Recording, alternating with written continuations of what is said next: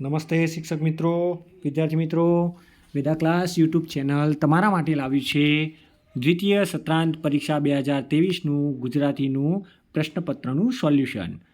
મારા વિડીયો જોતા પહેલાં તમે સબસ્ક્રાઈબ જરૂરથી કરશો અને વિડીયોને વિદ્યાર્થીઓ સુધી ચોક્કસ પહોંચાડશો જેથી તેઓ પોતાના જવાબનો અંદાજ લગાવી શકે. પ્રશ્ન નંબર 1, નીચેનામાંથી કોઈપણ બે વિશે 3 વાક્યો લખો. વિદ્યાર્થી મિત્રો, આ પ્રશ્નોના જવાબ તમે સ્વતંત્ર રીતે તમારી રીતે આપી શક્યા હશો. મેં અહીંયા લખ્યું છે તેવું જ તમારે લખવું જરૂરી નથી. પ્રશ્ન પહેલાંની પરિસ્થિતિ એવી હતી કે જો તમને રસ્તામાં સિંહ મળી જાય તો હું ગભરાઈ જાઉં, મારાથી બૂમ પડી જાય, હું ત્યાંથી ભાગી જાઉં, હું સંતાઈ જાઉં, હું બૂમાબૂમ કરી મૂકું વગેરે જેવા વાક્યો તમે લખી શકો.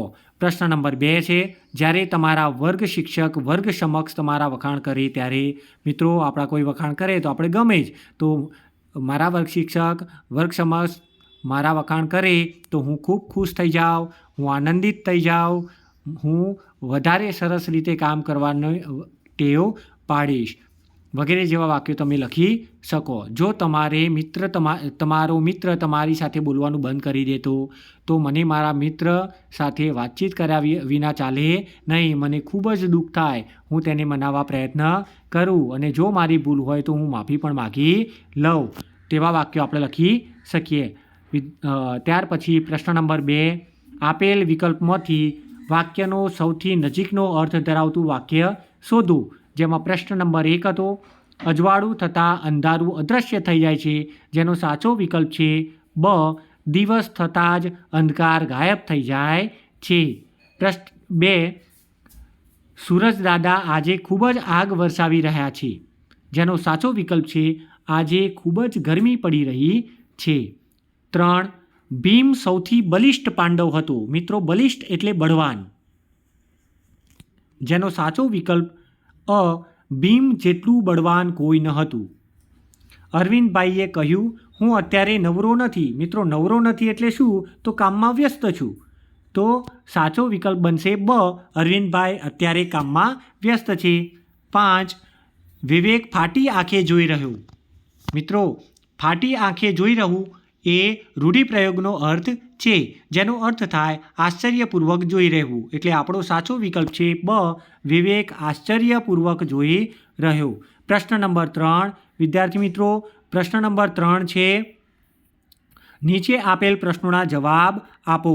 અહીં મેં પ્રશ્નોના જવાબ લખી તમને સમજાવવા પ્રયત્ન કર્યો છે. તમે પણ આવા પ્રશ્નોના જવાબ લખ્યા હશે. 1, દિગ્વિજયે TS1માં મુસાફરી કરવાની તક કેવી રીતે મેળવી લીધી?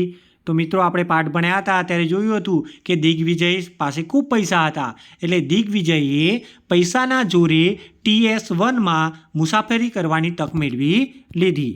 2, રાક્ષસી તાડકા પાસે કઈ માયાવી શક્તિ હતી? તો રાક્ષસી તાડકા પાસે અદૃશ્ય થવાની શક્તિ હતી.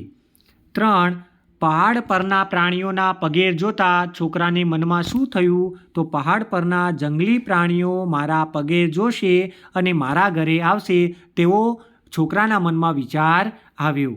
શેઠે નોકરને શું હુકમ કર્યો? તો શેઠે નોકરને હુકમ કર્યો કે આને પેલા ઝાડ પાસે ઊભો રાખી 4 ચાપકા મારો. પ્રશ્ન 5, કેવા માણસને આપણે નાક વગરના કહીએ છીએ? મિત્રો, રામ લક્ષ્મણવાળો પાઠ, શૂર્પણખાવાળો પાઠ આપણે ભણ્યા છીએ.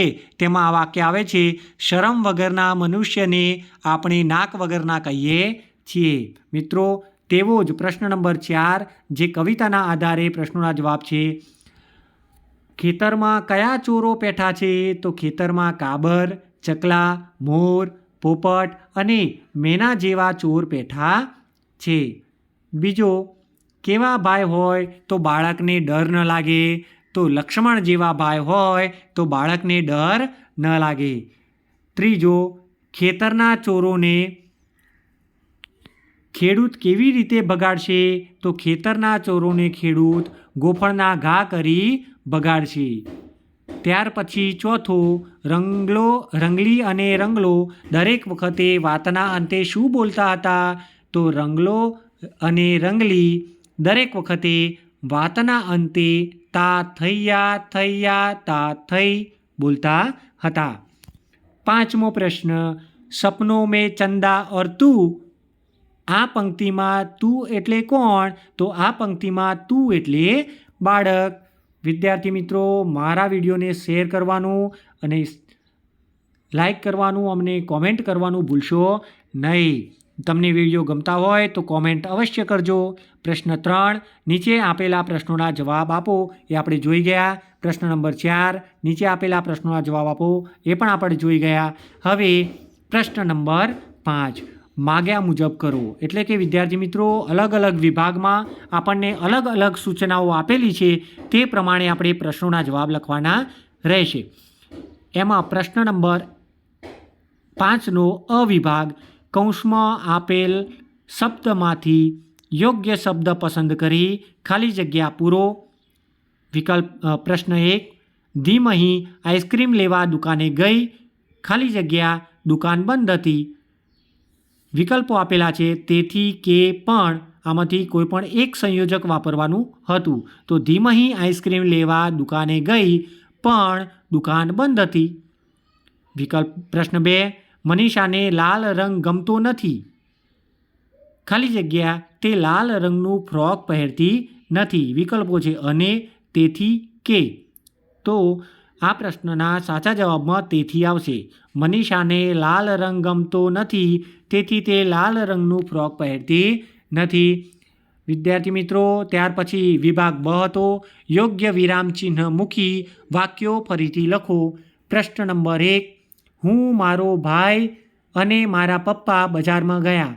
મિત્રો, અહીં એક કરતાં વધુ વિકલ્પ હોવાથી આપણે અલ્પવિરામનો ઉપયોગ કરવો પડે. તો હું પછી અલ્પવિરામ આવશે અને વાક્યના અંતે પૂર્ણ વિરામ આવશે. તમે વિડીયોની સ્ક્રીન પર જોઈ શકો છો. 2, કિશોરભાઈના પિતાનું નામ શું હતું, શું છે? તો ત્યાં પ્રશ્ન પૂછેલો છે, માટે વાક્યના અંતે પ્રશ્નાર્થ ચિહ્ન આવશે. અહીંયા મિત્રો થોડી પ્રિન્ટિંગ મિસ્ટેક છે. આરે ના આવે, અરે વાહ કેટલું, પછી સુંદર શબ્દ આવશે. અરે વાહ કેટલું સુંદર દ્રશ્ય. તો અરે વાહ પછી ઉદ્ગાર ચિહ્ન આવશે અને વાક્યના અંતે પણ ઉદ્ગાર ચિહ્ન આવશે. ત્યાર પછી વિભાગ ક, જેમાં સૂચના હતી, નીચે આપેલ વાક્યોમાંથી ભૂલ સુધારી વાક્ય ફરીથી લખો. જેમાં 1, મારા ગામમાં એક સુંદર તળાવ આવેલી છે. તો અહીંયા મારા ગામમાં એક સુંદર તળાવ આવેલું છે. અહીં આવેલીની જગ્યાએ આવેલું છે એવું લખવાનું છે. હાથીનું પગ વિશાળ વડનું થડ જેટલી જાડી હતું, એવું વાક્ય હતું, જેમાં ભૂલો આ પ્રમાણે સુધારી શકાય. હાથીના પગ વિશાળ વડના થડ જેટલા જાડા હતા. એટલે કે હાથીના પગ વિશાળ વડના થડ જેટલા જાડા હતા. અહીં 3 જેટલી ભૂલો આપણે સુધારવી રહી. ડ, વિદ્યાર્થી મિત્રો, કૌંસમાં આપેલા વાક્યો યોગ્ય જગ્યાએ મૂકી સંવાદ પૂર્ણ કરો. જેમાં વિકલ્પો આપણને આપેલા જ હતા. વિકલ્પો હતા, બસ આજે સવારે, મામાની દીકરીના લગ્ન હતા, મામાને ઘેર ગયો હતો. મેહુલ કહે છે, અરે અજય, તું 2 દિવસથી શાળામાં કેમ નહોતો આવતો? અજયે કહ્યું, હું મારા મામાને ઘેર ગયો હતો. મેહુલે કહ્યું, કેમ? અજયે કહ્યું, મારા મામાની દીકરીના લગ્ન હતા. મેહુલે કહ્યું, ક્યારે પાછો આવ્યો ત્યાંથી? અજયે કહ્યું, બસ આજે સવારે.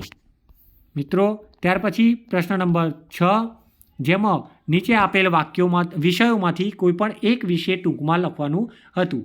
જેમાં પહેલું હતું, મને ગમતું પ્રાણી. મિત્રો, તમે ઘણા પ્રાણીઓ જોયા હશે, પરંતુ તમને તમારી આસપાસ ખાસ જોવા મળતા પ્રાણીઓ તમને ગમતા હશે. તમે અહીં તમારા ઘેર રહેલી ગાય, કૂતરો, બકરી, વાઘ, સિંહ વગેરે જેવા વિષયો ઉપર તમે અહીં લખી શકો.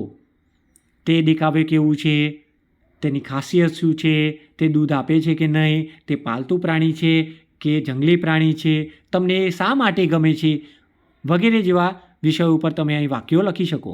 બીજું હતું, મારા ગામનું તળાવ. મિત્રો, તમારા ગામમાં તળાવ હશે જ. કદાચ તમારા ગામમાં ના હોય તો તમે તળાવ જોયું જ હશે. તો તળાવ વિશે તમે કે તળાવ નાનું છે કે મોટું છે, તેમાં રહેલું પાણી કેવું છે, તેમાં પાણી ઉમેરો ક્યાંથી થાય છે, તળાવ કોણે બંધાવ્યું હતું, તળાવનો કિનારો કેવો છે, તળાવમાં કમળ વગેરે જેવી વનસ્પતિ કે ફૂલો તમે જોઈ શકો છો કે કેમ, તળાવ કિનારે બેસવું તમને ગમે છે કેમ, વગેરે જે તળાવમાંની આસપાસ તમને કેવા પ્રાણીઓ પક્ષીઓ જોવા મળે છે વગેરે જેવા વાક્યો તમે લખી શકો. મિત્રો, ચાળીઓ આ તો તમારો મનગમતો વિષય. તો ચાળીઓ વિશે તમે કવિતા પણ ભણી ગયા છો. ચાળીઓ કેવી રીતે બનાવાય, શા માટે બનાવાય, ચાળીઓ બનાવવાથી શું ફાયદો થાય, ચાળીઓ તમારી જોડે વાતચીત કરે છે કે નહીં વગેરે જેવા વાક્યો તમે અહીં લખી શકો.